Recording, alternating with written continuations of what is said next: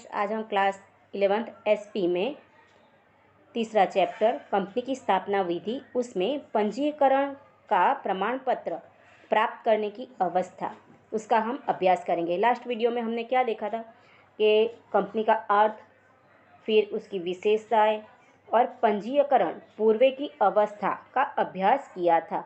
आज हम अभ्यास करेंगे पंजीकरण का प्रमाण पत्र प्राप्त करने की अवस्था। पंजीकरण पूर्व का सोपान पूर्ण होने के बाद स्थापना विधि करने के ये दूसरा सोपान का क्या होता है, प्रारंभ होता है। ये प्रमाण पत्र प्राप्त करने के लिए आवश्यक कार्यवाही अर्थात के प्रक्रिया में से हमें क्या होना पड़ता है, प्रसार होना पड़ता है।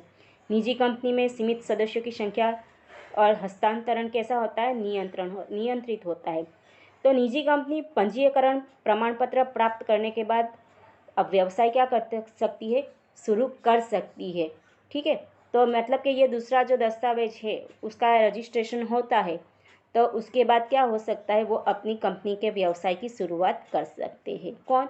सिर्फ निजी कंपनियां। ठीक है, अभी हमें देखना है कि पंजीकरण का प्रमाण पत्र प्राप्त करने के लिए हमें कौन कौन से दस्तावेज रजिस्ट्रार के सामने प्रस्तुत करने होते हैं। तो वो है आवेदन पत्र, नियमन पत्र, संचालकों की सूची, संचालकों की लिखित सहमति, घोषणा पत्र, अन्य कंपनी में हित संबंधी घोषणा और पंजीकरण का प्रमाण पत्र। तो टोटल 7 दस्तावेज हमें क्या करने पड़ेंगे, इसके अंदर रखने पड़ेंगे। तो पहला देखते हैं आवेदन पत्र। आवेदन पत्र ये कंपनी का कैसा है, मूल आधारभूत दस्तावेज है। इस दस्तावेज में क्या होता है कि कंपनी का ध्येय क्या है, कंपनी का नाम क्या है, कितनी पूंजी से वो शुरुआत की जाएगी, रजिस्टर ऑफिस, मेन ऑफिस कहाँ पे होगी, उसका एड्रेस के साथ सारी इन्फॉर्मेशन होती है। ये दस्तावेज त्राहित पक्षकार मतलब कि अन्य पक्षकार और कंपनी के बीच संबंध प्रस्थापित करता है। तो ये कैसा हो गया, आवेदन पत्र कंपनी का आधार हम कह सकते हैं। ठीक है, अभी आगे सेकंड देखते हैं, नियमन पत्र। नियमन पत्र क्या है, तो नियमन पत्र कंपनी की आंतरिक प्रबंध अर्थात व्यवस्था, ठीक है, और नीति नियम दर्शाता है, जिसको क्या करना पड़ता है, तैयार करना पड़ता है। वो क्या बताता है, नीति नियम बताता है। उद्देश्य निश्चित हो गया, तो उसको साकार करने के लिए क्या नियम बनाए जाएंगे, वो उसके अंदर होता है। ठीक है, आगे संचालकों की सूची। तो संचालकों की सूची में क्या आएगा, तो संचालक के रूप में जिन व्यक्ति का कार्य कर रहे हैं उनका नाम आएगा, उनका पता आएगा और क्या व्यवसाय करते हैं, उम्र क्या है, राष्ट्रीय अर्थात कि वो भारतीय है या अन्य है, तो उनके नाम की सूची कंपनी रजिस्ट्रार को क्या की जाती है, भेजी जाती है। और दूसरा है कि कंपनी में बोर्ड ऑफ डायरेक्टर में एक कम से कम महिला संचालक होना कैसा होता है, आवश्यक होता है। चौथा देखते हैं हम लोग, संचालकों की लिखित सहमति और शपथ पत्र। इसका अर्थ क्या होता है कि यहाँ पे प्रत्येक संचालक ने रजिस्ट्रार को संचालन करने की दायित्व की उसकी खुद की इच्छा है, ऐसे खुद से उसने क्या की है, लिखित सम्मति दी है। उसके उपरांत भरपाई पूंजी देने वाला और प्रथम संचालक को रजिस्ट्रार के सामने ये बातों का क्या करना पड़ता है,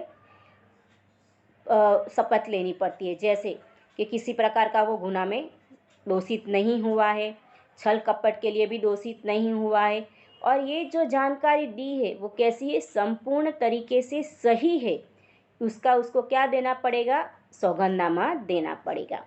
पांचवा है घोषणा पत्र।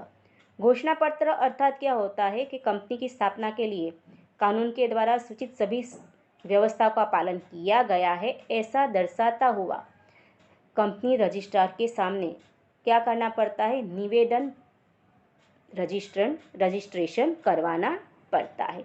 ये घोषणा पत्र कौन तैयार करता है, जैसे कि वकील, फिर सेक्रेटरी, मैनेजर, संचालक, उसके अंदर सबकी साइन होनी ज़रूरी बनती है, क्योंकि ये सब ने क्या किया होता है, कंपनी में कार्य किया होता है। इसलिए नियमन पत्र में इन सब को क्या करना पड़ता है, साइन करवानी पड़ती है। फिर आगे है अन्य कंपनी में हित संबंधी निवेदन। तो यहाँ पे देखिए, कंपनी के हित के विषयक निवेदन कंपनी का संचालक, मैनेजर, सेक्रेटरी, फिर अभिदान भरने वाला अर्थात कि जो अपना योगदान दे रहा है, दूसरी कंपनी से जुड़े हो, अन्य कंपनी में उनका क्या है, हित हो, कार्य करते हो, लाभ हो, तो उनकी जानकारी भी उनको देनी पड़ेगी। आगे है 7वां पंजीयकरण का प्रमाण पत्र। तो यहाँ पे पंजीयकरण का प्रमाण पत्र अर्थात क्या, तो जब ऊपर के जो 6 दस्तावेज तैयार हो जाते तो उसके साथ कंपनी को क्या भरना पड़ता है, निश्चित शुल्क भरना पड़ता है और कंपनी रजिस्ट्रार उसकी जांच करता है। यदि उसको संतोषप्रद लगे तो कंपनी को क्या करता है, सारे डॉक्यूमेंट्स रजिस्टर करता है और उसके बाद कंपनी रजिस्ट्रार क्या करता है, पंजीयकरण का प्रमाण पत्र देता है। पंजीयकरण का प्रमाण पत्र जिस तारीख को दिया जाता है उस तारीख से कंपनी का क्या होता है, प्रारंभ होता है। और जब ये पंजीयकरण का प्रमाण पत्र देते हैं तो कंपनी का पहचान नंबर भी आता है, कंपनी की पहचान बन जाती है जिसका उसके अंदर समावेश होता है। उसके दस्तावेज, मूल दस्तावेज, माहिती पत्र, कंपनी का विसर्जन न हो तब तक रजिस्ट्रार ऑफिस उसको क्या करती है, संभाल के रखती है, क्योंकि ये डॉक्यूमेंट किसके पास रहेंगे, रजिस्ट्रार ऑफिस के सामने पास। ठीक है।